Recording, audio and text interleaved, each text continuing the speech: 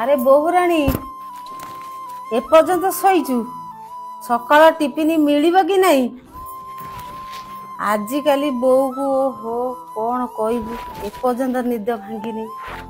ନାଇଁ ମାମା କେତେବେଳେ ଉଠି ସାରିଲେଣି, ଉଠିକି ରେଡି ହେଇ ସାରିଲେଣି। ଖାଇବାଟା ଯୋଗାଡ଼ ହବ ନା ନାଇଁ?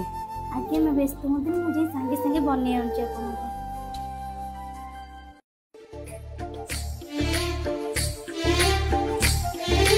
ତାରେ ଏଠି କଣ କରୁଛୁ? ନାଇଁ ଗ୍ୟାସଟା ଲଗାଉଥିଲି ରୋଷେଇ କରିବି ବୋଲି। ନା ନା ଯା ଚୁଲିରେ ରୋଷେଇ କରିବୁ। ଆଜିକାଲି ବୋଉକୁ କଣ କହିବୁ, ଚୁଲି ରୋଷେଇଟା ବଢିଆ ଟେଷ୍ଟି। ଆମ କାଳରେ ଆମେ ସେ ଚୁଲିରେ ରୋଷେଇ କରୁଥିଲୁ ନା ଗ୍ୟାସରେ କରୁଥିଲୁ ନା। ଯା ଯା ଗ୍ୟାସ ନେଇ ଚୁଲିରେ ରୋଷେଇ କରିଦେବୁ, ଭଲ ଟେଷ୍ଟି ଲାଗିବ।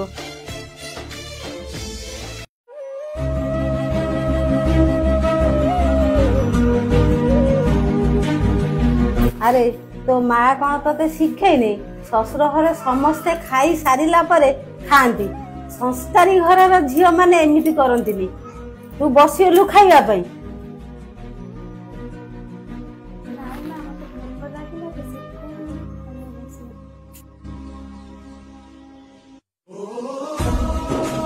ମା লিপি আগে খাইଦେଲେ অসুবিধা কଣ ଅଛି? ଏ ଚୁପ୍ କର। ମୁଁ ଯେତେବେଳେ ରୋଷେଇ କରି ଘରର ସବୁ କାମ କରୁଥିଲି, କାହିଁ ସେତେବେଳେ ତ ଏ କଥା ତୋର ନଥିଲା। 2 ଦିନ ହେଲା ସ୍ତ୍ରୀ ଆସିନି, ତା ପାଇଁ ତ ବହୁତ ତୋର ପ୍ରେମ।